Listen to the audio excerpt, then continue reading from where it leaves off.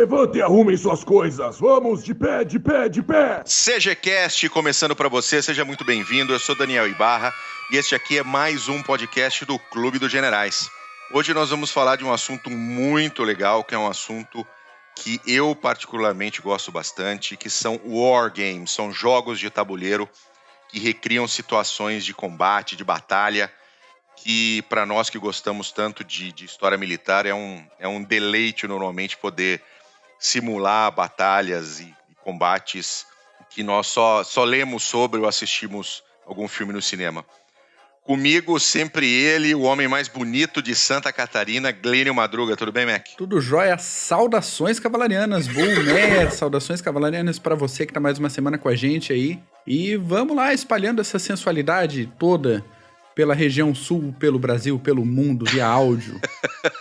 Essa voz cremosa de taquara rachada, esse negócio aí. Mas é o que temos para hoje, vamos trabalhar assim mesmo. Então tá bom. Comigo, com a gente também, um grande amigo, membro do Clube dos Generais, o senhor Luiz Augusto Silva, nosso querido Kurt Meyer. Tudo bem, Kurt? Bom dia, Vietnã! É isso aí. Manhã ensolarada aqui, é bom bater um papo aqui com os amigos do Clube dos Generais, ainda mais sobre um assunto que me apaixona desde garoto, que são os War Games. Vai ser bacana poder desenvolver um pouco esse assunto para o público, né?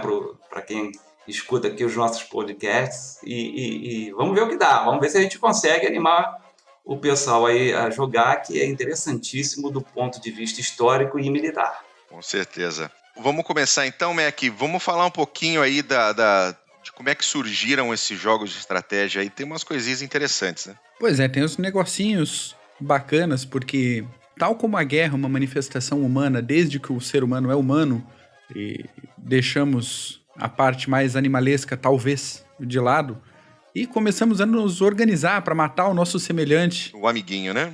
De forma sistematizada. A simulação disso, a procura por modos de simulação disso, acompanha também. Então a gente tem registros no Extremo Oriente, na China com o Xiangqi e no Japão com o Shogi. E já uma primeira curiosidade do episódio de hoje é que no Extremo Oriente cada país tem mais ou menos a sua versão nacional do que a gente tem no Ocidente como xadrez. Só que o antepassado do xadrez, que a gente conhece como tal, é a chaturanga, um jogo da Índia do século VII, que tem essa ligação direta com o nosso xadrez tido ocidental. E aí, aqui no Ocidente, ele tem mais ou menos essa padronização, regras comuns derivadas aí da chaturanga. Muito legal. Atualmente, a gente tem diversos jogos de turno, a gente vai falar mais pra frente no episódio. E para quem é mais novinho um pouco, jogos eletrônicos, como a franquia do Civilization e tantos outros aí. São jogos divididos por turnos, você movimenta as peças e por aí vai, mas a gente vai entrar com calma, vai entrar com suavidade nesse assunto. Vai entrar gostoso nesse assunto. Vai. Delicinha. De jogo eletrônico, cara, eu adoro o Civilization 5, jogo sempre. Tinha também o Close Combat. Aham. Tinha o Panzer General, né, Meyer? Até agora vocês estão falando tudo jogo para noob.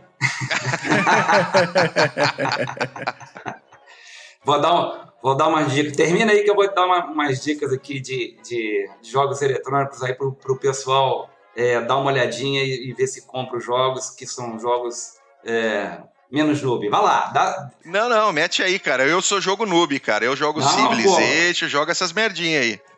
Não, esse jogo que você falou, todo mundo já jogou. Eu comecei a ser um pouco mais velhinho, então comecei com o Civ mesmo, tá? O 1. Sem saber que viriam o 2, o 3, o 4, o 5 e o 6, né? E os sabores que tem por aí. Mas o Civ 1, digamos assim, foi o primeiro jogo na vida que eu virei à noite para jogar. Então, você ter uma ideia como é que foi o jogo, foi revolucionário na época, né, cara? Agora, dicas que eu tenho aqui de jogos, logo de saída então, tá? Tem um jogo que vocês pesquisem aí, que é chamado The Operational Art of War. Ou vocês vão achar com a sigla dele, né? TOAW. Esse jogo é a transposição dos wargames de mesa, jogos que a gente normalmente joga, para o computador. Ele vai desde do nível de divisão até, acho que batalhão ou companhia. Então, procure aí o The Operational Art of War, também tem seus sabores, né? Acho que agora é o terceiro, é um jogo já antiguinho. E o outro jogo que eu já recomendo logo de cara para o pessoal procurar também, esse é mais antigo ainda, mas é um jogo excelente a nível tático, é o Steel Panthers. Procurem o Steel Panthers, ele é até meio de graça, é tão antigo que ele é, né? Então, vocês entrem facilita. Porra, mas esse jogo é muito bom. Ele é a transposição para o computador de um clássico do Wargame que chama Squad Leader, feito pela Avalon Hill. Então, se você pegar o Steel Panthers e jogar, você vai estar jogando o Squad Leader da Avalon Hill. Excelente, 2 dicas aí pro pessoal logo de cara.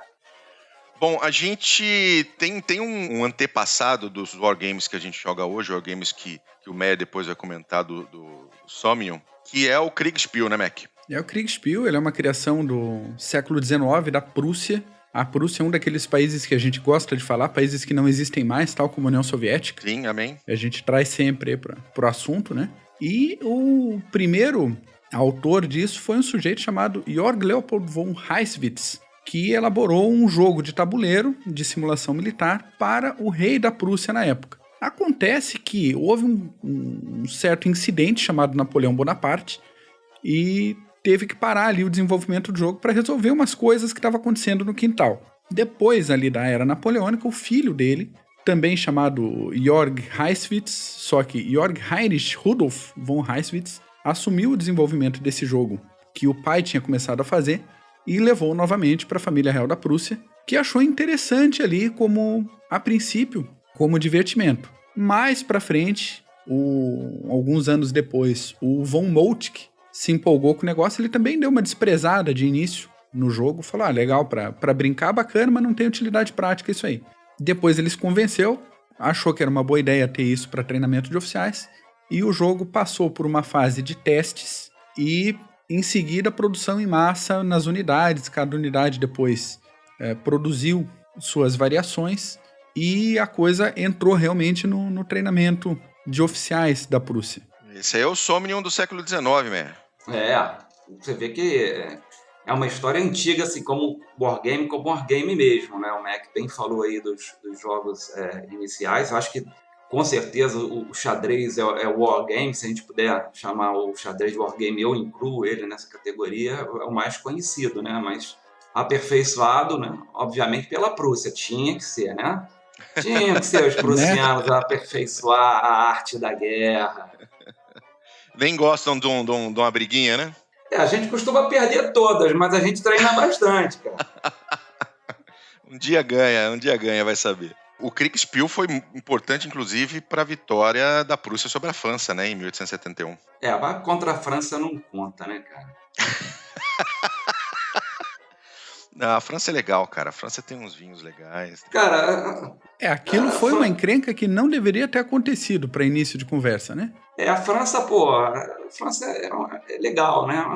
É um ponto de parada legal quando você quer invadir a Inglaterra, mas eles até construíram uma lombada lá no caminho, né? Tipo uma cancela chamada Linha Maginot, mas assim, acabou não dando muito certo. Construíram a cancela e esqueceram do muro em volta. Pois é, não botaram os guardinhas do lado. Mas uma coisa interessante do Kriegspiel é justamente esse fator de simulação que a família Heisswitz imaginou e desenvolveu para fazer esse treinamento. Então, o mapa foi a primeira vez que a gente tinha mapa segmentado, né, um tabuleiro segmentado. Isso originalmente na escala 1:2373. Cada 3 centímetros no mapa representariam 100 passos duplos. E aí evoco quem já fez exercício de orientação no glorioso EB. Passo duplo é aquela marcação de distância que você rompe passo com o pé esquerdo e conta meio, 1, e a unidade bate sempre no pé direito. Por isso, essa escala 1:2373. As peças inicialmente eram feitas de metal, de porcelana ou de madeira e já vinham com o que a gente vai comentar também depois, com esses dados de movimentação, de proteção e de força. O tempo já era dividido em turnos e cada turno tinha seu tempo de 2 minutos. Então, além do envolvido no jogo ter essa decisão de movimentação de tropa, ainda simulava a velocidade com que ele tinha que pensar para fazer essa movimentação em campo. Deixa eu dar um pitaco aí. Manda ver. Deixa eu dar um pitaco aí. Pitaque. Então, o que acontece, né, cara? Hoje a maioria dos mapas que a gente tem em Wargames, eles usam o hexágono, né, que tem 6 lados, né, figura geométrica de 6 lados, que representam razoavelmente a orientação no mapa que você pode seguir. Mas por que a gente costuma a dividir o mapa em hexágonos? É simplesmente uma forma simplificada de você medir as distâncias. Então, ao invés de você falar que você pode andar, uma unidade pode andar 20 km por dia, ou 30 km por dia, ou 45 km por dia, você faz os cálculos e conversão, está na parte do cara que desenha o wargame, o cara tem que fazer esses cálculos, não é um mero chute. Então ele faz esses cálculos aí, como você falou, dos passos duplos, e simplifica isso para o jogador, dizendo que ele pode andar 2 axes por turno, 3 axes por turno, ou 15 axes por turno. Na verdade, quando você dá esse poder de movimentação, que é uma característica das unidades dos wargames, o que você está dizendo em termos de desenho de wargame é que aquela unidade ela é capaz de se movimentar em teatro de guerra, né? Ela não se move correndo, ela se move com uma certa precaução, né?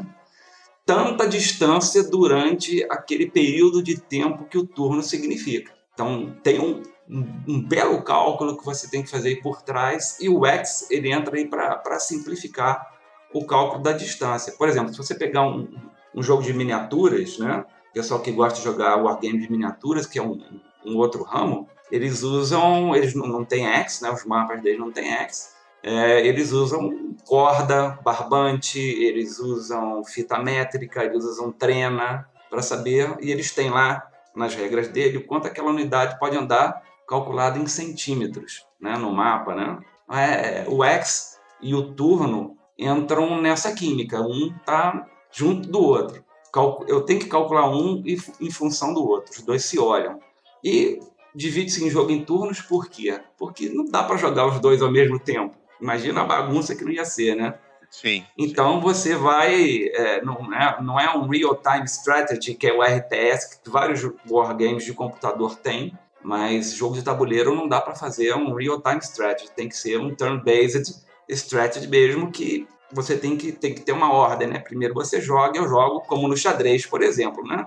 Cada um move uma peça de cada vez. Então cada um tem seu digamos assim, sua fase de movimentação, que é o que acontece nos jogos de wargame de hoje. Deixa eu te fazer uma pergunta. Quanto mais tático o jogo, mais dividido fica o tempo. Por exemplo, tem alguns jogos do Somnium, o Rue, por exemplo, se não me falha a memória, que ele tem os turnos, são, por exemplo, dia e noite. Sim. Né? Os turnos não representam o dia inteiro. Sim. Isso é em função do tamanho da unidade? Sim.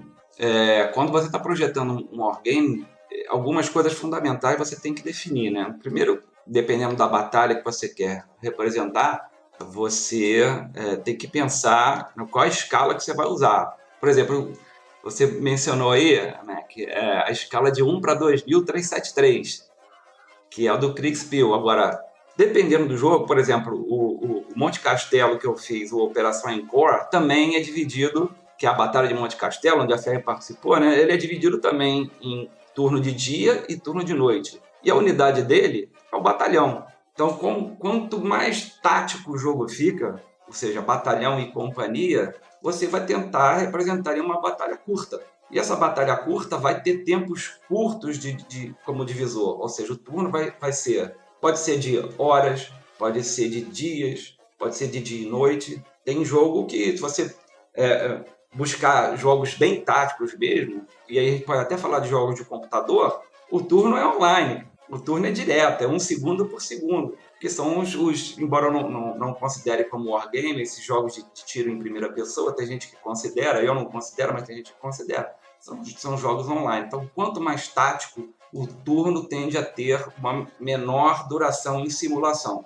Obviamente, o contrário é verdadeiro, né? Se você está jogando uma campanha com divisões, grupos de exército, os turnos vão ficando assim, uma semana, 15 dias, e chega a ter turnos de meses. Eu já tive contato com jogos onde cada turno era um mês. E as regras, obviamente, mudam completamente por causa disso. Sim. Porque você pode ter chuva, você pode ter neve para jogos mais táticos, né? E você pode ter inverno para jogos mais estratégicos, né? Então, existe uma série de regras que você tem que pensar em função de escala do jogo, tanto escala do mapa, quanto escala das peças que vão estar naquele mapa, quanto o turno. Isso tudo é a base do projeto de Wargame quando você está criando um Wargame. Deixa eu pegar esse gancho do Meyer, que justamente é esse conjunto de características de você poder simular tanta coisa ao mesmo tempo. A movimentação de uma unidade X em estrada é uma coisa, em terreno aberto é outra, em floresta é outra, em montanha é outra. Dia e noite, operações, tipos de operação diferente. No inverno, no verão, na primavera, com a neve derretendo, dependendo do fronte. Tudo isso gera um ambiente de simulação que favoreceu, e isso já aos olhos do Moltke no século XIX, a possibilidade de treinar oficiais. Daí já emendando o gancho que você deu agora há pouco, do fator para a vitória na Guerra Franco-Prussiana. Os oficiais prussianos puderam treinar e retreinar diversas vezes. Foi criado um Estado-Maior fixo no exército da Prússia para treinamento constante desses oficiais. E o Kriegspiel foi um dos fatores chaves nesse treinamento para trazer situações reais já acontecidas e treinar situações hipotéticas para o futuro, partindo do mesmo ponto inicial e simulando diversos desenvolvimentos dependendo de possíveis opções do próprio Estado-Maior prussiano e da tendência de opções táticas estratégicas do comando francês. Esse conjunto, particularmente, eu acho maravilhoso no mundo dos Wargames. E depois a gente vai ver que ataques como a Operação Leão Marinho foi toda treinada em Wargames antes da tentativa na Segunda Guerra Mundial. O ataque de Pearl Harbor foi exaustivamente ensaiado em Wargames. Tanto o ataque pelo Japão quanto a defesa pelos americanos também tinha sido treinada em Wargames. E todo esse conjunto, isso aperfeiçoou a estrutura de comando já do exército prussiano e de tantos outros exércitos depois. Talvez o que a gente tenha visto como desenvolvimento de batalha, principalmente na Segunda Guerra Mundial, com essa movimentação toda e no fronte leste da Primeira Guerra Mundial, muito disso seja derivado direto das experiências a partir do Kriegspiel. É muito bom. E o Kriegspiel, ele tinha algumas questões, acho que bastante interessantes, né? Você tinha o moderador jogando, né? O moderador ali entre os jogadores para poder fazer o gerenciamento disso, né? Pois é, cada comandante de tropa envolvida ali de um lado e do outro escrevia suas ordens de batalha e passava para o moderador. E esse moderador fazia a movimentação em campo. Deixa eu pitacar aqui de novo. Eu vou aproveitar e fazer logo o merchandising. O Clube Sonium, que é o nosso clube que a gente discute vários assuntos, militaria, plasmodelismo, e a gente tem esse lado forte de Wargames, né? E aí eu deixo aí pro pessoal a dica, procurem aí e o merchandising também, www.clubsonium.org. Eu entrei aqui para pitacar que a gente tem um jogo, e apenas um jogo que usa o moderador. Então a gente tem um jogo, esse não está publicado, os melhores jogos ficam com a gente, portanto venham jogar conosco. Isso aí. Que é a campanha do Bismarck. Afundem o Bismarck. Esse jogo do Sonium, ele é jogado com o moderador. Então fica a equipe que está tentando escapar com o Bismarck num cômodo, a equipe que joga com a Marinha Aliada em um outro cômodo, e um moderador fica... Cada um tem seu mapa, é claro, né, do Atlântico Norte, ali da área do Mar do Norte.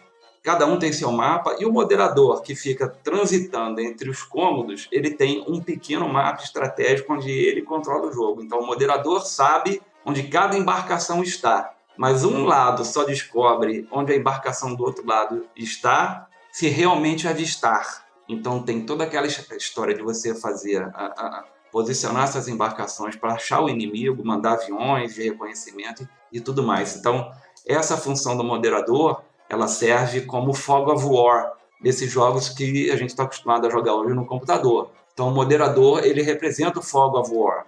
Em jogos normais, a gente tem outras maneiras de você fazer isso. Tem umas pecinhas lá com ponto de interrogação que a gente coloca lá Mas você está vendo, né? Você, jogador, você está vendo que tem umas pecinhas ali. Você tem um pontinho de interrogação ali, mas não é um fog completo, né? É um fog parcial. O moderador, ele age nesse sentido. Ele é o fog completo. Ele faz o papel de você ter que ativamente ir a campo descobrir onde o adversário está. E só para o nosso ouvinte entender, Fog of War, que a gente chama de Fog of War, é aquela área do mapa onde você sabe que ela existe, mas você não sabe o que tem naquela área. Né? Exato. Então é para você simular efetivamente o que em batalha você consegue ou não consegue ver a partir de uma certa distância. Perfeito. Então isso é o Fog of War. Você não sabe o que está se passando. O que mais, Mac? Não, é por aí. Eu acho que dá pra gente passar agora para esse desenvolvimento dos wargames no Brasil, porque todo esse desenvolvimento complexo, na verdade, do Kriegspiel acabou gerando uma demanda de outras nações já na época. Foi feita uma demonstração do Kriegspiel na Rússia, a Rússia ficou louca da vida. Inclusive, que ideia besta, né? Final do século XIX fazer uma demonstração dessa na Rússia. Mas tudo bem, deixemos isso. Eles conseguiram entender? Tá, foi o Heiswitz junto. Ah, então tá bom. É praticamente desenhado, né? É.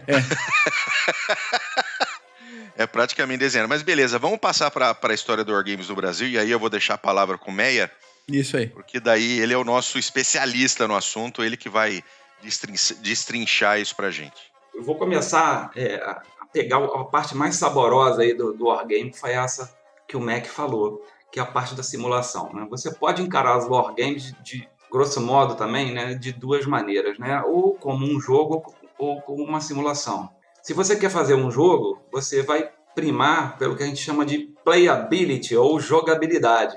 Você vai criar regras simples, você vai criar jogos rápidos e você vai criar batalhas curtas ali, com resultados, digamos assim, mais fáceis, mais claros de você obter. É um estilo de jogo, nada contra, é bem interessante para quem está começando, vai muito nessa linha dos atuais Eurogames que fazem tanto sucesso hoje em dia. E você tem também o lado simulação. Quando você vai para a simulação, e aí nós estamos falando por hora de wargames de mesa, você vai para a simulação, as regras passam a ser complexas, os jogos passam a ser demorados, você não pega só a parte de movimentação e combate, você pega muita parte de logística, e aí você passa a perceber o quanto a logística é importante para uma batalha, você pega toda a parte de recompletamento e opções estratégicas, né? E partindo para o lado profissional, que é isso que nós estamos falando, né, do Kriegspiel, os jogos são muito mais complexos do que a gente possa sequer imaginar aqui jogando nos nossos computadorzinhos e jogando os nossos jogos de mesa. Os jogos militares existentes, eles são extremamente complexos, são obviamente hoje gerenciados por computador, né, as diversas variáveis, mas eles são extremamente complexos e profissionais. Isso tudo para quê?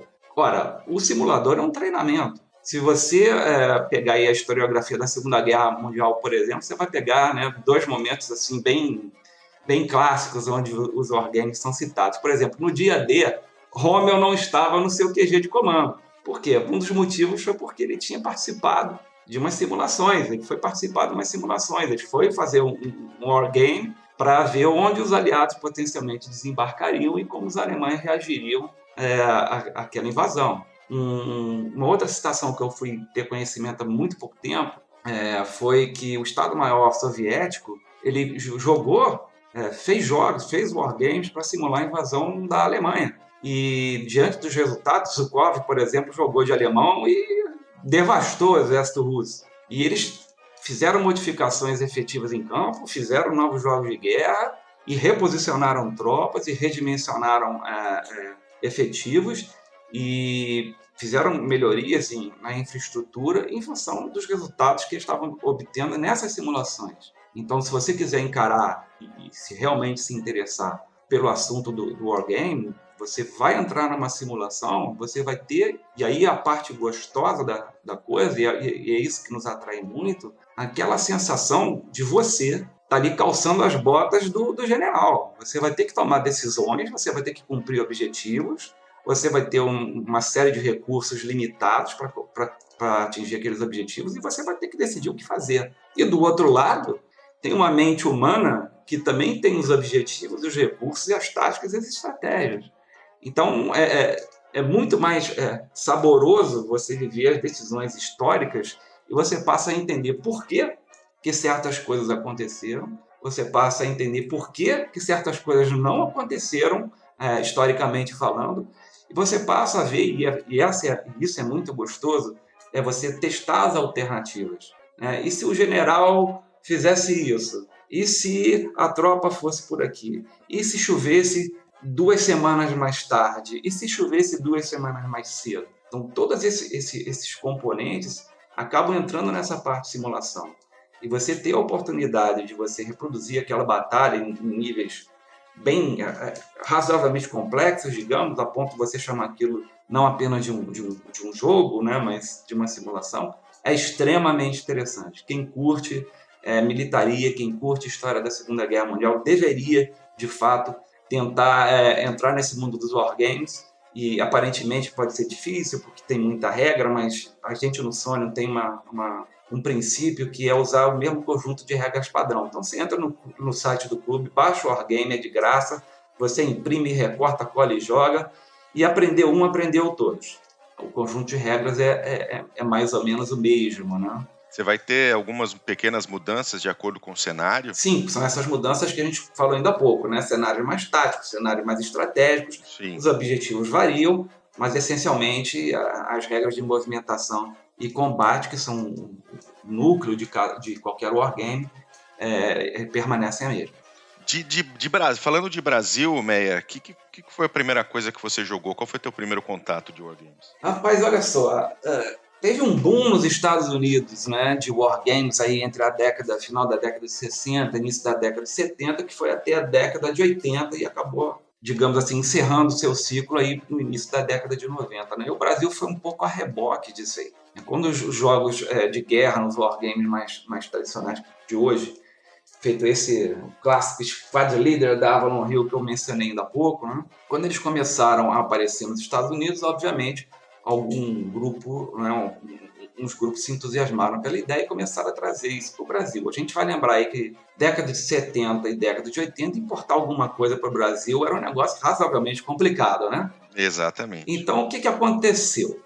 Ou você, e aí eu conheço um bocado de gente que fez isso, quem estiver ouvindo e fez isso vai dar uma risada agora, o pessoal importava isso através dos catálogos de jogos que conseguia achar, importava como material de educação. Por quê? Porque pagava menos imposto. Então, quem tinha um parente que ia fazer uma viagem para a Europa ou para os Estados Unidos, certamente pedia para trazer um wargame de lá, que também não era nada assim muito fácil de se encontrar, não, tá? Mas, assim, foi, digamos assim, meu primeiro wargame estrangeiro eu fui apresentado pelo pessoal que jogava, um grupo de jogo que jogava no IME, no Instituto Militar de Engenharia aqui do Rio de Janeiro, e eu tive sorte que em 82 meu pai viajou, eu pedi a ele que trouxesse alguns jogos, ele trouxe o Assalto à Creta e a Malta da Avalon Hill, e aí eu pude começar a jogar os jogos importados, tá? Então, enfim, no Brasil a gente começou como reflexo dos jogos americanos e europeus, importando jogos aí, nem que fosse como material educativo. Mas surgiram, de fato, iniciativas brasileiras para introduzir o wargame como diversão aqui no Brasil. E eu posso citar 2 iniciativas bem marcantes. A primeira iniciativa que eu posso citar, e aí tem um artigo que a gente escreveu, isso está lá também no site do Sonic, vocês podem baixar, é uma série chamada Todos os Jogos. Essa série ela é lançada em banca de jornal, semanalmente, você comprava os fascículos e depois reunia aquilo tudo como se fosse uma enciclopédia. Todos os Jogos, ele versava principalmente, era muito focado em jogos de cartas. Então ensinava bridge, ensinava buraco, canastra, etc. Mas 2 fascículos ali, pelo menos 2, chamaram muita atenção, né? Que era, se não me falha a memória aqui, a Batalha das 4 Horas, que simulava a invasão soviética de Berlim, e o outro era o Wurzburg, no Passo de Wurzburg, no centro da Alemanha. E também tem o Yom Kippur. Esse Yom Kippur, obviamente, sobre a Batalha de Yom Kippur, o contra-ataque israelense no deserto Sinai em Yom Kippur. Esse Yom Kippur, ele tem uma característica muito legal, que foi o primeiro jogo assim, de renome a ser feito por um brasileiro, que foi o Mário Seabra. A gente volta a falar do Mário Seabra. Esse cara foi o precursor do Wargame Design brasileiro. Então é dele esse jogo Yom Kippur. E então foi assim, a primeira vez que o Wargame apareceu popularmente falando sem ser importado. Ele conseguiu publicar, fazer uma efetivamente comercial. Era um fascículo dessa série, todos os jogos da editora Abril. Legal. Então a gente tinha aí como Batalha das 4 Horas, o Würzburg e o Yom Kippur. Antes disso a gente já tinha alguma coisa, vocês vão lembrar, todo mundo já jogou War na vida, né? Sim, senhor. Opa! Pois é, o War é um wargame, nível estrategicão. E o outro jogo que vocês vão lembrar que é o Diplomacia 1914. Sim. Que é o jogo onde você ganha o jogo e perde os amigos. Né? Então esses dois jogos aí já eram referências bem estratégicas mesmo, né? Com jogos, de fato, não simuladores, mas jogos, né? São bem basicões, né? Mas são jogos que muita gente conhece, o War e o Diplomacia. O War tem uma história bastante interessante, porque o War você também perde amigo, viu, cara? Eu perdi os meus, cara, que quando eu era moleque eu jogava o War, eu era o mais espertinho nessa parte de militaria, eu jogava sempre com os exércitos vermelhos, e quando eu ganhei a 24ª vez consecutiva, meus amigos desistiram de jogar. Eu tive uma experiência que ali, depois de mais ou menos umas 2h30, 3 horas de jogo, o amiguinho ficou irritado, cansou e fechou o tabuleiro, né? Na mão, assim. Fechou o tabuleiro. Eu já passei. Clássico, né? Nego virar saiu. O tabuleiro, assim. Nego saiu com garrafa atrás dele. Putaço nas calças, porque assim, tava o fim do jogo, aquela tensão, aquele negócio. Quem tá 1 ou 2 ali quase ganhando, ele pegou, fechou, levantou essa merda, não sei o quê, e aí, puta que eu pariu. Aí, antes vou pegar esse gancho aí, antes de falar do segundo impulso dos wargames no Brasil, eu vou falar do seguinte, o wargame design nasce em você, quando você começa a olhar para esses jogos assim, como a gente está falando, o War e o Diplomacia, e começa a perceber que a regra pode ser um pouquinho melhor. Você pode melhorar um pouquinho aquela regra. Então, o que eu fiz aqui, né, no meu início de carreira de projetista de wargame, dizendo assim, eu olhava para o War e falei, não, essa regra está desbalanceada, eu vou melhorar isso aí. E comecei a jogar o War com uma regra diferente. E eu levei para o meu grupo e a gente começou a jogar com essas regras diferentes. Enfim, mudou a regra, o jogo melhorou, e aí veio o seguinte, e se a gente mudasse o tabuleiro? Rapaz, eu joguei o War com os meus amigos, a gente chegou a jogar no mapa mundi de parede, cara. A gente comprou aqueles mapa mundi de parede mesmo, desenhamos algumas coisas ali em cima do mapa mundi, aquelas pecinhas que vinham no War começou a ficar pouquinha, então a gente teve que juntar 2 ou 3 jogos de War que a galera tinha, né? Juntou todo mundo e jogava no mapa mundi. E aí foi desenvolvendo esse espírito do melhorar as regras. O Diplomacia 1914, eu também mudei as regras aqui, né? Comecei a criar pecinha daqueles países neutros que tem no Diplomacia. Então você não invadiu o país neutro na boa. Tinha lá um exércitozinho que você tinha que levantar. Né? Vai entrando, né? Então, o espírito do cara que projeta o jogo começa assim. Você vê um jogo, você joga aquele jogo e diz assim, pô, esse jogo pode ficar melhor. Eu acho que se eu mudar uma regrinha aqui, uma regrinha ali, o jogo fica melhor. Quando você muda, você melhora, e aí melhor não é um negócio absoluto, né? Depende de quem joga, né? Pode achar melhor ou pior. Ali nasce um wargame designer, tá? Isso é legal. Deixa eu aproveitar aqui que eu falei desse caso do War. Quem fez isso foi um amigo meu, Zé Sidney, hoje é aniversário dele. Então, Neizinho, um abraço pra ti. Aquele dia do War tá sempre inesquecível. Ele inventou o holocausto nuclear no War. Exatamente.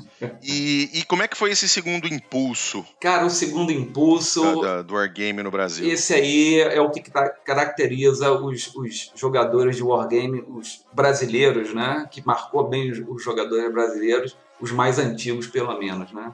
Esse segundo impulso veio da Jogue Empreendimentos. Essa Jogue Empreendimentos foi uma empresa que resolveu pegar o boom dos wargames nos Estados Unidos e realmente trazer isso para o Brasil. Então, eles eram uma empresa e também publicavam por fascículos. E eu, pelo menos, eu conheci essa JOG num anúncio que veio na antiga revista Quatro Rodas, né? Falando de carros, aí veio lá o anúncio da JOG. Eu era garoto na época, recortei o anúncio, enchi o saco do meu pai e a gente fez a assinatura e os jogos começaram a chegar. Então, para vocês terem uma ideia, né?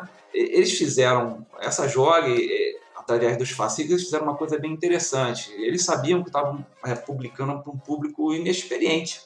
Então, eles começaram bem devagar, com mapas bem simples, com regras muito simples, e foram sofisticando as regras. Então, assim, o primeiro jogo foi Invasão da Polônia. Invasão da Polônia, o mapa tinha 21 por 28 centímetros, cara. É um negócio que, né, é uma folha de A4. É uma folha A4. É uma folha A4, cara. E as peças eram, se somasse tudo, devia dar uma dúzia. As regras muito simples. Mas, para quem não sabia nada, aquele jogo da Polônia serviu bastante. Já tem ali uma estratégia, já tem peça. As regras de movimentação e combate não iam mudar, iam ser mais ou menos aquelas, então você já começava a aprender. O segundo jogo foi a campanha da França, ou seja, a invasão da França em 1940. Você tem uma ideia, aí o mapa já ficou um pouquinho maior, né? 43 por 28. Já era tipo um mapa do A3. É um A3. Já estava lá a lombada entre a Alemanha e a França, conhecida também por linha Maginot, né? Mas assim, não tem estrada, não tem ferrovia, não tem um monte de cidades estava faltando. Por quê? Porque é um mapa mais simples, para um jogo mais simples, para algumas regras mais simples, né? As peças todas cabem numa folhinha de A4. Todas as pecinhas reunidas cabem numa folhinha de A4 ou menos, na verdade. Depois, eles vieram fazendo jogos mais complexo. Eu vou citar alguns para vocês aqui. A Batalha das Ardenas, que virou um clássico, que eram regras já bem mais complexas. Um jogo muito difícil de você fazer, porque a Batalha das Ardenas você tem ataque e defesa para os dois lados. Todos os dois lados têm seu momento onde atacam e tem seu momento de defesa. Esse é um jogo bem difícil de fazer. Você tem um clássico que veio aí, chamado Operação Barbarossa, que aí é a invasão da União Soviética mesmo, todo mundo sabe. O mapa aí já era de 64 por 94 centímetros, já era um mapa grande, um conjunto de peças razoavelmente grande. E, assim, era um jogo bem difícil de jogar, bem complexo de ganhar como alemão, tanto que ninguém jogava com as regras que veio da JOG, porque era impossível ganhar como alemão, então o pessoal já começou a fazer suas próprias adaptações. Depois veio o Normandia, o desembarque no dia D, um mapa de 64 por 94 centímetros. A complexidade vai aumentando. Depois, a invasão da Alemanha, com um mapa maior, bem nível estratégico mesmo. O mapa já era de 64 por 94 centímetros. E aí você jogava com corpo de exército. Você já começa a ter linha Siegfried. Ele começa a partir da libertação da França até o final da guerra. E você tem a combinação dos dois jogos que eles chamaram de A Guerra no Oeste. Então você juntava o mapa do Normandia, olha só que sacação que os caras tiveram, né?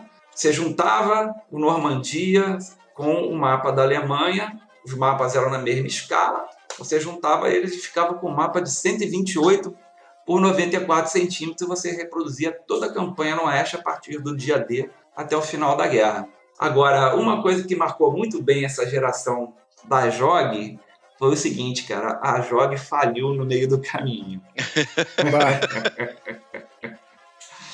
Então, rapaz, ficaram faltando os seguintes jogos.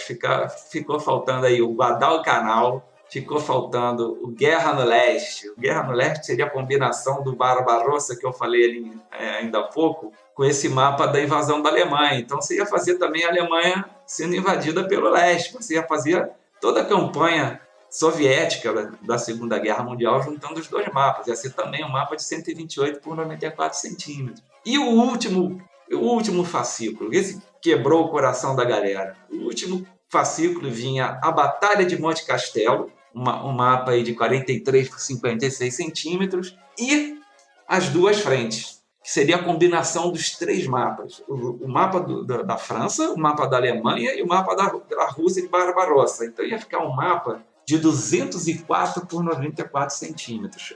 Seria assim, o primeiro Monster Game são aqueles jogos monstruosos, com mapas monstruosos, que levam semanas, meses ou anos para serem jogados.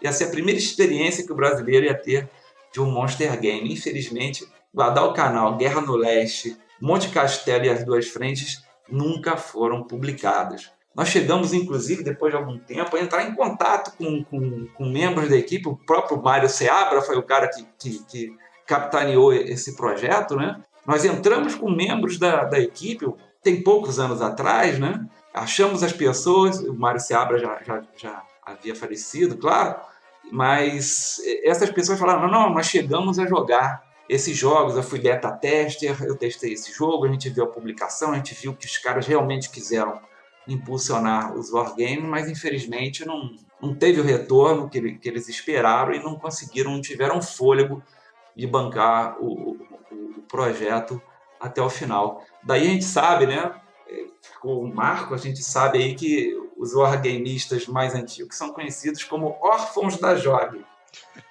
Porque todo mundo virou órfão, rapaz. Esses caras pegaram a gente pela mão, né, ensinaram a gente a andar, ensinaram a gente a caminhar e não chegaram a completar os fascículos. Quer dizer, a gente ficou meio que órfão dos jogos da JOG. Mas foi muito interessante porque criou a primeira geração de wargamers brasileiros, né? Porque acabou que essa frustração de ser órfão fez com que as pessoas começassem a improvisar. Então muita gente pegou os mapas que já tinham e começou a improvisar a ordem de batalha e regra para fazer as duas frentes, né? Sim. As pessoas desenhavam na mesma escala, desenhavam, por exemplo, o sul da Inglaterra para fazer a Sea Lion. Conheço pessoas que desenharam toda a Itália e o norte da África para fazer a campanha africana na mesma escala. Quer dizer, você gerou um público, né, não só que aprendeu, mas que começou a querer mais. Começou a exigir um pouquinho mais do que a falecida, né, a já falecida JOG tinha a oferecer. E aí o pessoal foi aos pouquinhos se contatando e foi, enfim, tentando se achar e levar e perder um pouco dessa coitada, um pouco dessa orfandade, digamos assim, né? E conversando uns com os outros, né? Eu, por meu lado, já obviamente, como wargame designer, eu peguei aquele material da JOG, eu fiz as alterações também, né? Dos jogos que eu tinha da JOG. E para vocês terem uma ideia, cara, o desespero era tão grande de achar meus pares wargamers que eu comecei a fazer jogos para mim mesmo. Eu jogava sozinho, até um dia que eu publiquei um anúncio no jornal, cara. Publiquei um anúncio no jornal, juro pra você, no jornal Balcão, dizendo assim, faço jogos, faço wargames. E eu tinha para oferecer naquela época alguns jogos que eu tinha eu mesmo criado, que era o Invasão a Cuba 1980, Operação Paz para Galileia, que é a invasão do Líbano por Israel em 1982, e a Batalha do Rio Lippe, que a Batalha do Rio Lippe é uma batalha que é descrita no livro A Terceira Guerra Mundial, que é um livro bem famoso. Então eu tinha feito wargames para esses três aqui e botei um anúncio no jornal chamando o pessoal. E quem quiser, estou vendendo esses jogos. E também cheguei a enviar para a Grow, todo mundo conhece a Grow. Sim. Enviei para a Grow um jogo chamado GMBM Full, obviamente, sobre a batalha do mesmo nome. Eu enviei para a análise para a Grow fez o teste com o jogo. No final, me devolveu uma cartinha dizendo, o jogo é bom, mas sinto muito, não tem mercado. É complicado.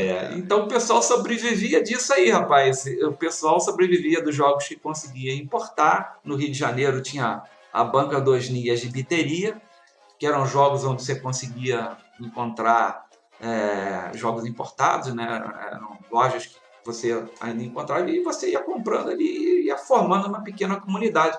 Quando eu publiquei esse jogo no jornal, eu tive uma resposta que era esse pessoal que jogava no INE. Então eles me conheceram por jornal e me chamaram para jogar, e aí abriram um amplo leque, né, de oportunidade, porque eles tinham realmente um monte de jogos importados e jogavam bastante jogos importados, e inclusive foram eles que me apresentaram aí na década de 80 o RPG, então talvez eu tenha sido junto com eles aí um dos primeiros jogadores de RPG no Brasil. No dia que tiver um podcast de RPG, pode me chamar que eu conto a história. Essa é uma das vantagens de você ter a minha idade, né? Que você tem idade suficiente para contar a história, né? É verdade. É o que sobra, né?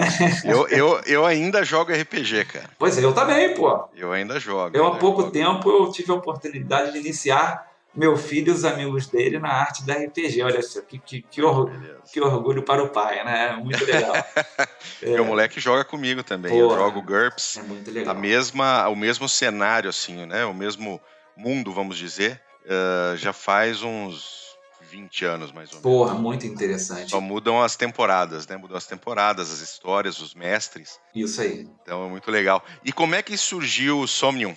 Só para arrematar aqui, ó. Muita gente não sabe, tá? Mas o RPG é filho do Wargame, tá? Exatamente. O RPG só surgiu a partir de um jogo, de um Wargame medieval, que passou de tático para pessoal. Tem lá, tá escrito lá, tá bem descrito, isso é um fato bem conhecido. Os criadores, né, do desenvolvimento desse jogo medieval, eles chegaram em impasse, né, eles jogavam com miniaturas, e eles desceram tanto no nível de simulação que eles falaram, não, peraí, mas sobrou um soldado meu aqui nessa dungeon, né, nessa masmorra aqui, eu tenho um soldado, posso continuar. E aí eles começaram a desenvolver um conjunto de regras para jogar com um único soldado, daí eles desenvolveram o RPG. Então, para quem joga RPG, fica sabendo aí que né, o RPG é filho direto do Wargame. Mas, então, como é que surgiu o Somnium, cara? Eu sou um membro, não sou fundador do Somnium. Então, o Somnium ele surgiu a partir de um grupo de amigos, né, que cursavam naquela época a escola técnica, nós estamos falando aí dos 35 anos atrás, que se juntaram com temas afins, entre eles a ficção científica, o plastimodelismo e a militaria, né? O Wargame chegou para o Clube Somnium através do War. Né? Então começaram a jogar War, começaram a jogar outros jogos, e aí surgiram, né?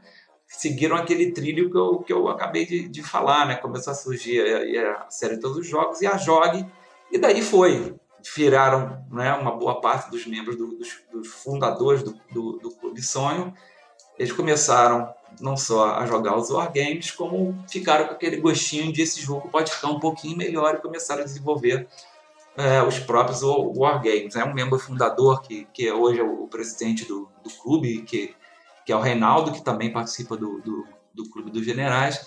Ele é o nosso chamado mestre dos wargames, ele também é wargame designer, e começou assim, né, tentando aprimorar as regras dos wargames, né? E o clube foi nessa tocada, né, desenvolvendo tanto plastimodelismo quanto a parte de militaria, ou seja, visitavam museus. A biblioteca do clube é uma biblioteca respeitável, ou seja, os membros e o clube mesmo, né, comprava livros e formava ali sua biblioteca, entre elas muitos e muitos livros importados com ordem de batalha, e isso é fundamental para quem está desenvolvendo um wargame. Mas enfim, essa base, né, de biblioteca, né, e essa base militaria são também grandes alavancas para quem quer fazer mais do que um jogo, né, mais uma simulação.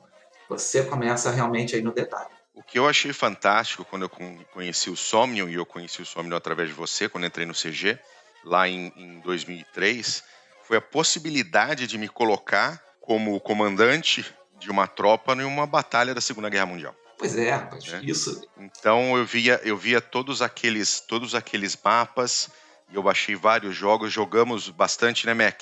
Sem dúvida. Quando você estava aqui em Campinas. E, cara, o mais gostoso era, ou seja, a gente lia muito sobre a Segunda Guerra, discutia muito no Clube dos Generais. Na época era tudo através de lista de e-mails, né? Ainda existe a lista, mas basicamente hoje é WhatsApp. E a gente discutia muito, conversava, falava, brigava, xingava, mandava e chupar uma manga na esquina. Mas no final a gente não tinha efetivamente qual era a sensação de dificuldade de você representar, por exemplo, refazer uma invasão da França, refazer uma Barbarossa, entendeu? Outras batalhas do Pacífico. Então, para mim, o meu encontro com o Somnium foi essa coisa de poder efetivamente entender como aquilo poderia funcionar ou não, e te dar uma visão de estratégica diferente, né? Porque uma coisa é você assistir o documentário, como é que foi a invasão de Iwo Jima, como é que foi a invasão da França, em 6 semanas estava tudo acabado, todo mundo fudido, o nego fugindo de Dunkirk, entendeu? Francisco, o rabo entre as pernas, indo para a Espanha. Mas assim, como seria você como comandante francês, como comandante aliado ali? É muito tranquilo, a gente tá sossegado lendo alguma coisa sobre o assunto e dá aquele rótulo de, pô, que general tanso, né? Que bizonho, né? Como é que o bicho fez um erro primário desse? O que aconteceu pra ele... pra dar uma bizonhada dessa, perder. Daí, já, me citando, jogando contigo, Bu, a gente leva 15 minutos pra montar o tabuleiro de Guadalcanal e eu perco em 10 minutos.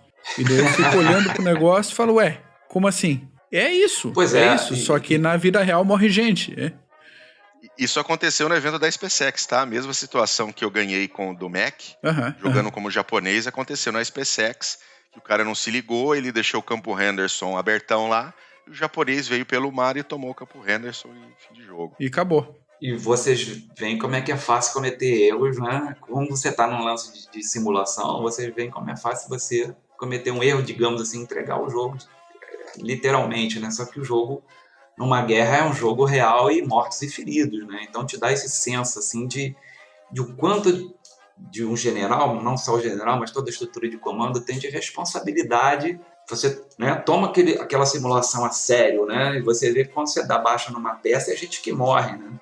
Tem um membro do Clube Sonium, que é o Kleber, vai dar risada quando eu falar isso aí, que é o seguinte: a gente costuma dizer que quando a gente joga Wargame, a gente joga Wargame. Esse jogador, o Kleber, ele não joga, ele tá lá. Então a peça dele toma baixa, ele sofre, entendeu? Ele fica chateado. Se um jogador que está jogando com ele, porque a gente joga também, e isso aí é um outro negócio que é muito legal, não é o fato de você jogar um contra o outro, é você ter 2 ou 3 pessoas na sua equipe jogando contra 2 ou 3 pessoas. Então você tem uma certa hierarquia num time e uma certa hierarquia no outro. Alguém que estava jogando, né, sob o comando dele fazia uma besteira, amigo, e eu ouvi muito. Por quê? Porque tem essa vontade, você se joga para dentro do jogo mesmo. Você, como eu disse antes, você calça as botas do general, cara. Então, um erro ali são vidas, né? Não é um jogo, né? Você vê ali pessoas soldados ali que morrem, baixas, enfim. Um erro bobo pode se transformar na perda de uma campanha e na perda do jogo. Então, é uma simulação mesmo. A ideia, o sabor, né? O sabor é esse que você falou. O sabor é esse que você falou, Mac. Você tá ali tomando decisões e ver por que era difícil, né? Há pouco tempo a gente jogou uma campanha e aí a campanha mesmo, um mapa enorme, a gente levou alguns meses jogando, e aí lembra que o clube a gente se reúne aos sábados, né? Sábados intercalados, então quando eu falo meses, né? Não são meses jogando todo dia, mas demorou bastante, né? Jogando uma campanha que vocês devem conhecer de nome. Talvez vocês conheçam, chamada Stalingrado. Não sei se vocês já ouviram falar nisso aí. Algumas vezes. Rapaz, eu joguei Stalingrado, a gente normalmente joga 2 jogos na sequência, que é para testar o jogo, então a gente troca, né? Quem joga de eixo joga de soviético, quem joga soviético joga de eixo. Rapaz, é impressionante você jogar como alemão, você fica apavorado. Você tem peças você tem unidades que são muito boas, mas são poucas. E você tem aquela vastidão de território e aquela multiplicidade de objetivos que você tem que cumprir. Então você tem que escolher, ou você se arrisca espalhando suas unidades para tentar conseguir os objetivos quase todos, ou você abandona metade dos objetivos e se concentra nos mais importantes, tentando sobreviver. E os russos, você tem que jogar como russo. Você tem que jogar para dar baixa nos alemães, não importa quantas baixas você tome. Por quê? Porque os alemães têm peças boas, mas são poucas. Você tem muitas, mas não são tão boas. Você tem que fazer aquela onda. Exatamente. Você tem que destroçar os exércitos do eixo, sabendo que, né? E é uma vantagem que você tem sobre o general que está lá, você conhece um pouco a história, a gente, quando simula, a gente procura ser bem fixo na questão histórica, a gente pesquisa muito nessa parte histórica. Você sabe que, como russo, os reforços vão vir. Então, você sabe que você vai ter essa hora de contra-ataque. Então, você tem que se posicionar no tabuleiro, por exemplo, ter uma cabeça de ponte, né, num rio, a partir da qual você possa contra-atacar os alemães, ou até por outro lado, dependendo da sua estratégia, você recuar propositadamente para os alemães ficarem mais espalhados no campo de batalha e facilitar o contra-ataque. Quer dizer, e isso, né, esse Stalingrado, você joga com 2 de cada lado, 2 para o eixo, 2 para o soviético, você combina com o seu camarada o que você vai fazer, você observa o que seus adversários estão fazendo. Às vezes você tem que se retirar, né, do ambiente de jogo, porque os caras, seus adversários, querem combinar algum movimento, e você também faz isso. Ó, sai aí um pouquinho que a gente vai discutir um pouco aqui do que nós vamos fazer. Fica trocando e-mails, planejando quais vão ser os contra-ataques. A gente briga entre nós por suprimento, por apoio aéreo, né, por reforços, né, por recompletamento. É óbvio que isso acontecia também nas campanhas. É óbvio que na campanha real os generais brigavam entre eles por apoio aéreo. Sem dúvida. Eles brigavam entre eles por recompletamento. Eles brigavam entre eles por quem fica com qual divisão e ataca onde, ou defende onde. Então, você começa a ter o gosto e aí começa a ver a dificuldade que você tinha em determinadas batalhas, né? O Stalingrado é uma boa opção, porque é um jogo longo. A gente tem, acho que o jogo maior que o Monster Game que o Sony tem é o Campanha do Mediterrâneo, que pega desde a invasão da Sicília até o final da guerra. E o mapa é gigantesco. Então você inclui também, você tem tropa búlgara, você tem tropa croata, você tem os guerrilheiros de Tito, você tem franceses, você tem americanos, você tem alemães, você tem italianos, e as possibilidades são enormes. Então você tem a possibilidade de, no jogo, você invadir qualquer pedaço ali da bota italiana, os italianos podem se render ou não. Então só isso modifica o jogo completamente. Exatamente. Então você vê na campanha, você vê um jogo de simulação como esse que é mais longo, você vê e vivencia as experiências. Esse jogo do Mediterrâneo é fantástico. Você, como aliado, você tem que pensar, vem cá, eu vou invadir Creta, vou fazer de Creta um porta-aviões flutuante para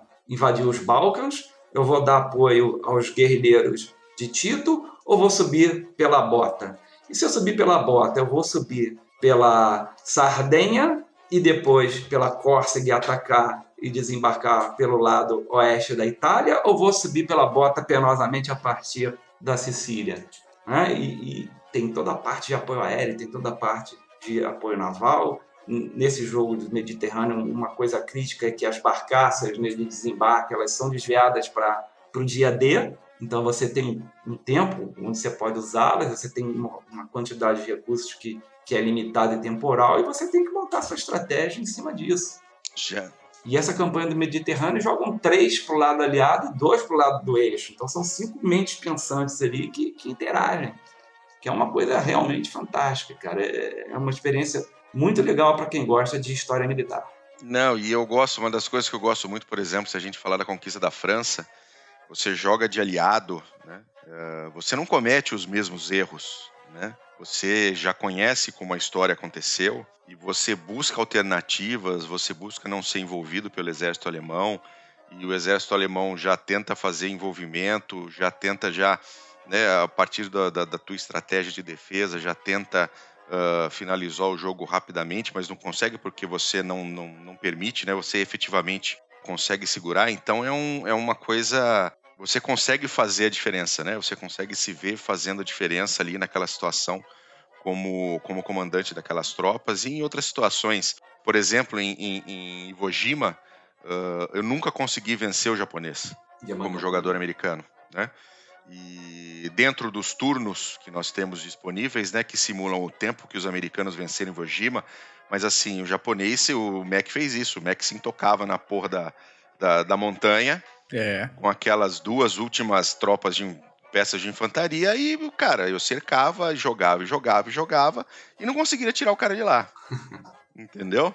E aconteceu, e eu depois, jogando como japonês, tive a mesma situação, onde você consegue se segurar até o final, e aí você ganha o jogo porque você sobreviveu.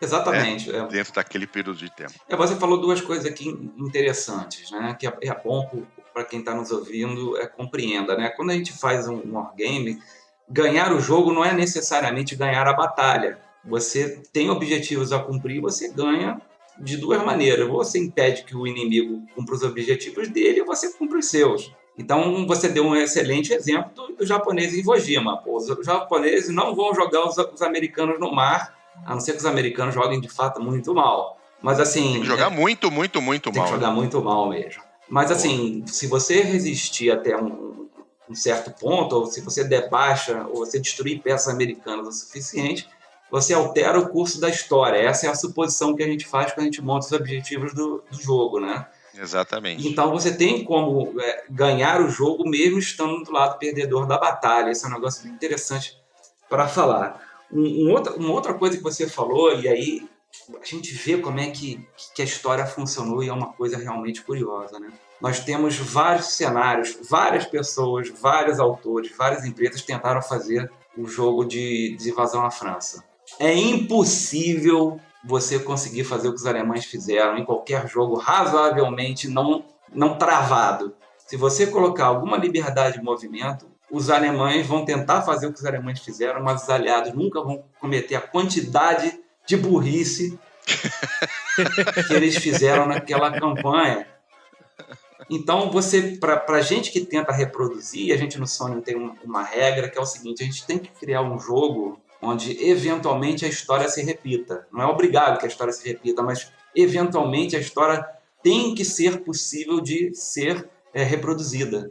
A gente praticamente não consegue fazer uma invasão da França em termos amplos. A gente tem um jogo chamado Blitzkrieg que pega só aquele momento da ruptura, né? Sim. Mas a gente não consegue ter a gente tem um jogo França 1940, mas a gente não fica satisfeito com o resultado do França 1940, porque a gente não consegue repetir o resultado da batalha, porque, obviamente, os aliados não são burros o suficiente para fazer a mesma coisa que fizeram historicamente. E aí você fala, pô, é burrice? Não, tem um monte de motivos, né, historicamente falando, né? Tem todo o Fog of War que a gente já falou antes, mas você tem ali a experiência, né? Você vive a experiência de o quão é difícil você cumprir certos objetivos com os recursos que você tem ali à mão. No caso da França, para você conseguir reproduzir o que aconteceu, você precisa impedir que as tropas francesas se movimentem. Exatamente. As tropas aliadas se movimentam. E aí tome regra especial, isso deixa o jogo travado. É por isso que eu falei que você só consegue se você travar o jogo. O que não é uma coisa muito, muito legal de se fazer numa simulação. Mas, enfim, consegue, mas não é... Nenhum autor conseguiu um jogo decente de França em 1940 por isso. Você, como aliado, você não vai cair no mesmo truque. É igual Tannenberg. Exatamente. Fazer a batalha de Tannenberg é bem difícil mesmo, porque cair, né, incorrer nos mesmos erros é complicado. Mas esse é o objetivo da simulação. Né? Até por isso você vê que como é difícil, né, lidar com uma situação real de certas batalhas. E deixa eu te fazer uma pergunta agora com relação ao mercado brasileiro hoje. Tá? Ou seja, eu conheço o Somnium de muitos anos já, e o Somnium tem aí 37, 38 anos de existência, né? Mais ou menos. E uma quantidade, eu acho que por volta de uns 50 cenários diferentes disponíveis na internet de graça para você puxar, baixar e jogar. Esse é o objetivo. Esse é o objetivo. Você não deixar esse hobby tão interessante morrer. Daqui a pouco a gente fala um pouquinho mais, mas esse é o objetivo. E o que tem mais no mercado, Meyer? Pois o que acontece, né? Você tem...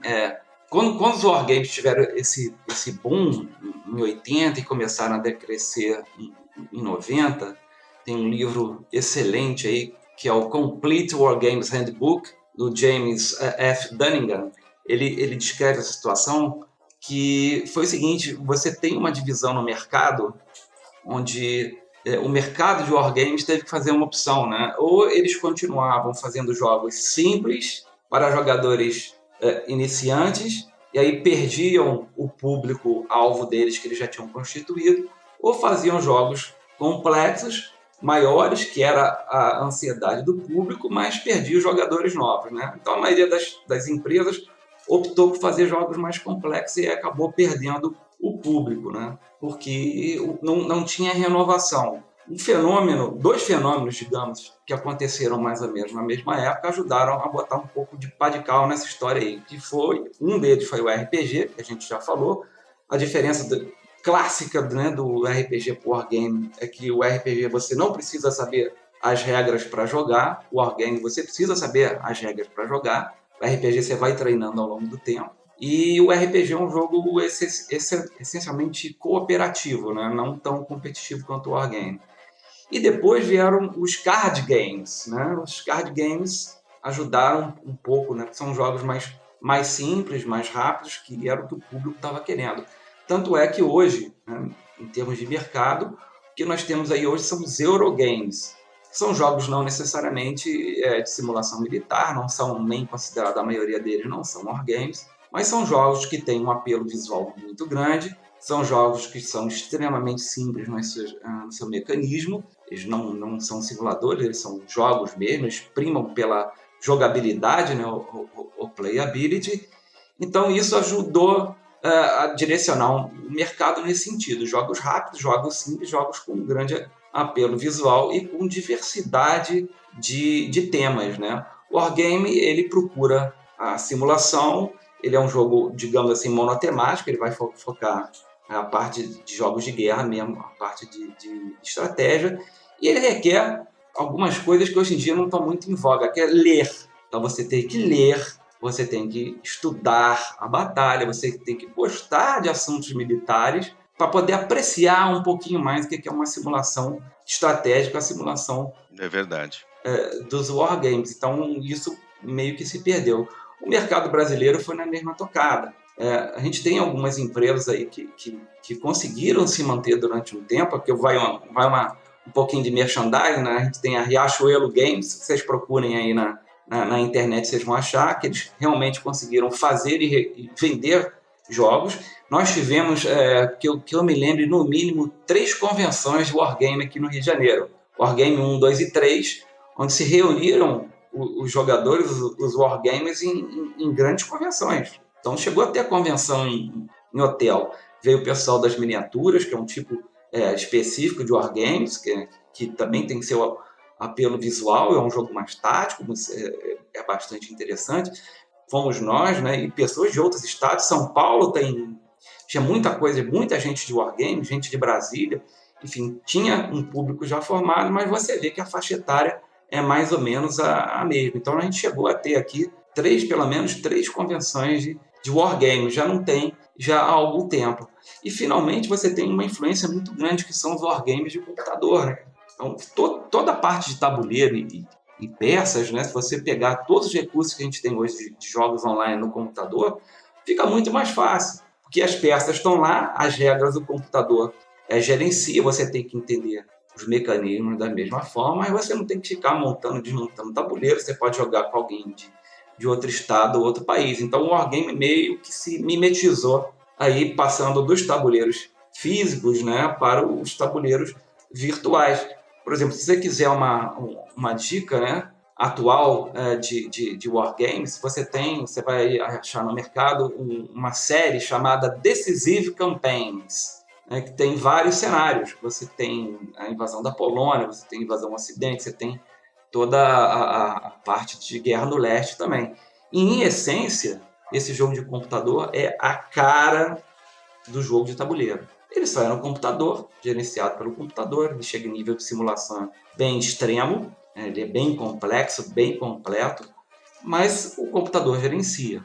Então, o Wargame, digamos assim, ele não morreu, ele migrou um pouco para o computador. As pessoas acabam jogando pelo computador, mas, e aí eu falo para vocês aí com toda sinceridade mesmo, porque vocês já experimentaram isso, não tem nada como você jogar pessoalmente. Isso é verdade. Verdade. Porque você, além de trocar aquela experiência, no Wargame acontece um negócio fantástico, que é o seguinte: quando seu adversário comete um erro, você corrige ele. Por quê? Você não quer que o jogo fique ruim, cara. Se o cara cometer um erro tão crasso a ponto de acabar o jogo rapidamente, você faz, cara, bicho, não faz isso não, você vai estar errando muito. Você quer curtir o jogo, você quer que o jogo vá adiante. Então, tem um pouco isso. Não, a gente costuma fazer isso. Aquele movimento ali não foi legal, refaz ali que você vai dar uma brecha ali para a gente romper a tua linha e tal. Então, você tem essa questão de você estar se divertindo ali e trocar informação e contar piada e dar risada. E é legal porque as pessoas conhecem a parte histórica. Então, a gente para o jogo um pouco para discutir a parte histórica. Não, mas aconteceu isso, essa divisão, historicamente, essa divisão que foi para lá, ela foi como reforço, foi retirada do teatro, o apoio aéreo aqui hoje já não tinha tanto apoio aéreo, então a gente consegue não só conversar sobre a história, conversar sobre a batalha, como, pô, zoar um ao outro, né? Como contar piada, como fazer brincadeira, tem toda essa parte de interação social ali com pessoas que entendem e gostam daquele mesmo assunto, né? Então é uma experiência muito legal, né? Eu creio que a gente vai falar um pouquinho aí sobre os eventos que o Clube dos Generais, pô, muito orgulhosamente fez aí na SpaceX. Vocês puderam ver, né, isso ao vivo e a cores, né? Foi o evento que foi dia 4 de maio, que foi um evento de tributo à Força Expedicionária Brasileira, a presença de pracinhas, etc. E o CG organizou pela terceira vez um torneio de Wargames com os Wargames da Somnium. E, cara, é sempre excelente, porque os alunos, eles entram ali naquela situação, primeiro pela competitividade entre as 3 companhias, né? Os alunos são divididos em 3 companhias, então jogam companhias contra companhias. E eram 45 alunos jogando em 6 mapas diferentes. E realmente eles adoraram jogar. A gente fez uma instrução na sexta-feira com eles para mostrar como era a mecânica do jogo, né? Como os 6 jogos têm uma mecânica igual, idêntica, né? De turnos, de movimentação, de combate. Então fica fácil a gente poder trabalhar isso. Isso é uma vantagem enorme dos jogos da Somnium. E o que acontece é que eles começam a sentir ali o que é efetivamente você poder comandar. Eles vão ser oficiais do Exército Brasileiro, né? Então eles veem o que é comandar forças, o que é comandar aquelas unidades contra um inimigo que também é pensante, como você falou, né? Você tem outras pessoas do outro lado. E foi realmente uma experiência muito legal. Os 6 jogos que nós apresentamos para eles ficaram na escola, nós doamos para a escola, né? Nós fizemos a impressão dos tabuleiros em lona, as peças em cartão, as regras foram encadernadas, então eles ficaram com todo o conjunto do Wargame lá na escola para eles continuarem jogando. A gente tem ideia de fazer novos torneios ao longo do ano, né? Internamente com os alunos, com os cadetes, então foi muito legal, como foram. E a cada ano que passa a gente melhora alguma coisa, a gente melhora a organização, a gente melhora a estrutura, a gente melhora o treinamento com os alunos, a instrução, e foi realmente fabuloso. E você vê aí, né, que é o retorno ao Kriegspiel, né? É, claro, sem dúvida nenhuma. É uma das intenções e uma das coisas mais interessantes para mim, que tive lá pela primeira vez esse ano, é o momento que dá o estalo nos alunos, e isso dá para ver na cara dos alunos, na expressão deles, quando cai a ficha, tá, não é só um jogo, é uma simulação militar. Quando eles se arrumam na cadeira de novo e se inclinam em cima do tabuleiro e falam, ok, isso aqui são minhas tropas, isso daqui é uma campanha e agora o negócio é sério, agora a gente tem que ir para cima do objetivo. Essa virada na postura deles para encarar, para jogar o Wargame é sensacional. Aí muda a relação deles com o tabuleiro na hora. Eu achei muito bacana ver isso. O sorriso desaparece. Mas é o que eu comentei antes, né? Aquele jogador nosso, né? O Kleber, hoje ele é oficial do Exército. Ele tomou gosto pela carreira militar e é oficial do Exército. Por quê? Porque ele estava lá. Ele estava lá combatendo, ele entrava no espírito do jogo mesmo, né? E isso de responsabilidade, de você estar numa simulação e você cometer um erro e pessoas morrem. Pessoas morrem. Então, por que não treinar? Né? Por que você não simular? Por que você vai fazer a simulação quando você aprende a dirigir? Por que você não vai fazer uma simulação quando você vai comandar tropas onde, sob sua responsabilidade, estão vidas humanas? Tanto dos seus próprios comandados como dos civis envolvidos. Como a vantagem do próprio Kriegspiel no século XIX é uma forma extremamente barata e prática de fazer isso. Você não tem que desdobrar a tropa no terreno para fazer treinamento, você não tem despesa com material, com alimentação, com comunicação, despesa de equipamento, todo um empenho para fazer uma simulação de 2-3 horas em campo que poderia ser feita dentro de uma sala de instrução de forma muito mais rápida e com resultados mais sólidos do que toda a dificuldade de jogar o pessoal em campo. Não estou aqui desmerecendo a atividade de campo, mas existem atividades que dá para fazer na simulação em tabuleiro com um aproveitamento muito melhor. Tudo tem o seu momento, você vê, né? O piloto comercial também tem simulador, enfim, piloto de avião, né? Comercial também tem simulador. Enfim, se todas as profissões que exigem ou colocam sob sua responsabilidade vidas humanas, né? Por que não treinar, né? Por que você não fazer experiências, né, desse tipo e tentar se aperfeiçoar como profissional? O Wargame, ele é um jogo, né? Como eu falei antes, você tem um lado jogo, tem um lado diversão, tem um lado playability, mas tem o seu lado simulador, tem o seu lado sério, tem o seu lado histórico, tem o seu lado profissional. Então, é interessante ver esses dois aspectos, né? A gente joga como historiador, como diversão. O militar tem que jogar como você bem falou, né? Com outros olhos. Ele tem que ver ali que são pessoas que morrem. Ele tem que ter essa responsabilidade. Exatamente. Muito bom, excelente. Meia, o Clube Somnium, vou até soletrar aqui para o pessoal que está ouvindo a gente falar e de repente entendeu. É Somnium. S-O-M de Maria, N de navio e o M de Maria. Somnium. Sonho em latim. Isso, exatamente. Então é clubesomnium.org. Isso aí. Você vai lá na parte de Wargames, você tem 3, 4 dezenas de jogos para você escolher, para você baixar na sua impressora. Você pode também mandar imprimir o tabuleiro. Alguns tabuleiros são grandes, tamanho A3, A2, A1. E você pode jogar, chama os amigos para jogar em casa. A maioria dos tabuleiros são Segunda Guerra, mas tem alguns tabuleiros que são de outras campanhas, né? De outras... Inclusive tem um cenário muito interessante chamado Guerra nos Pampas. Guerra nos Pampas, já joguei. Rapaz. É muito legal Guerra nos Pampas, uma eventual invasão argentina ao Uruguai e ao Brasil, em 94. Isso aí. E eu joguei em Toledo, o Steiner e o Cota.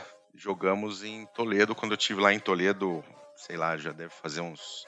10 anos, é mais de 10 anos, deve fazer uns 15 anos atrás que eu tava lá, eu joguei com eles. Aliás, eu tenho o tabuleiro do Somnium como quadro. Muito legal. Fica o meu espacinho aqui de bateria, eu tenho o Pampas e o Iwo Jima.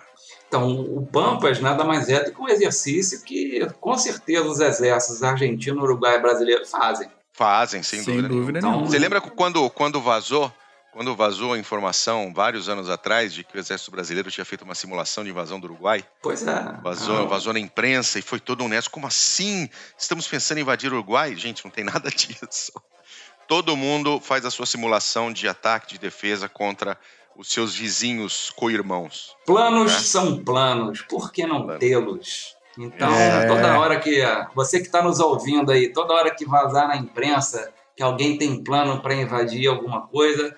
Leve isso extremamente light, porque planos são planos e você tem que tê-los para os cenários mais absurdos. E se a Terra for invadida por Marte, você tem que ter um plano. Então, não se impressionem com esse tipo de coisa, não. Você pode também, também... A gente fez um projeto há algum tempo atrás de recriar os jogos da JOG. Então, nessa mesma página aí dos jogos do Sony, que você pode baixar, imprime, recorta e joga, tem alguns joguinhos da JOG lá. E também tem uns videozinhos que a gente fez e alguns artigos ensinando você a jogar.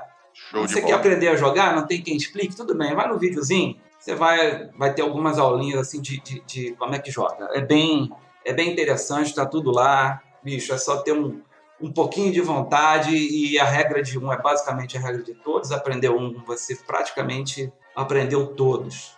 Excelente, muito bom. Meia, obrigado pelo teu tempo aí, pela tua presença.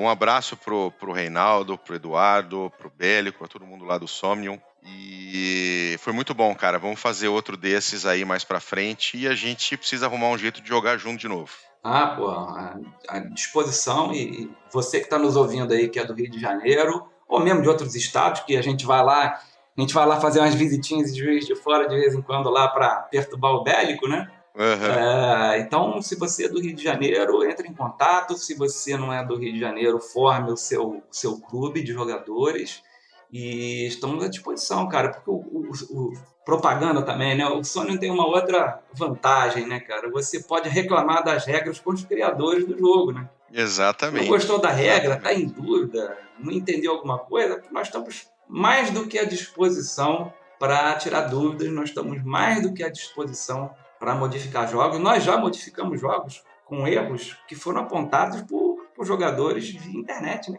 Os caras comentaram o jogo e comentaram, achamos um errinho aqui, achamos um erro, nós mudamos o jogo. Então nós estamos à disposição. Eu agradeço o espaço do Clube dos Generais, né? Muito me orgulho participar das duas instituições, né? Tanto do Sony quanto do Clube dos Generais, por divulgar um pouquinho mais desse hobby, que merece ser, principalmente para quem é historiador militar e principalmente para quem é militar mesmo, que é um hobby, não deixa de ser uma diversão, mas que também é uma forma de estudo e é um lazer bem inteligente, coisa que a gente carece no mundo que a gente vive. Maravilha. Beleza, Meyer. Novamente, muito obrigado pela sua presença. Mac?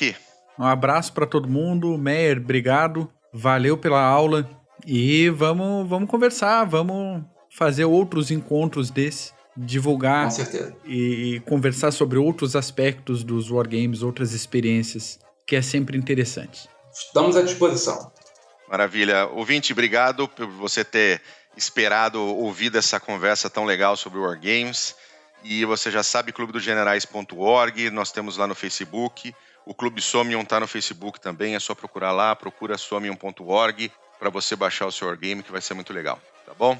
Valeu, gente, um grande abraço, tchau.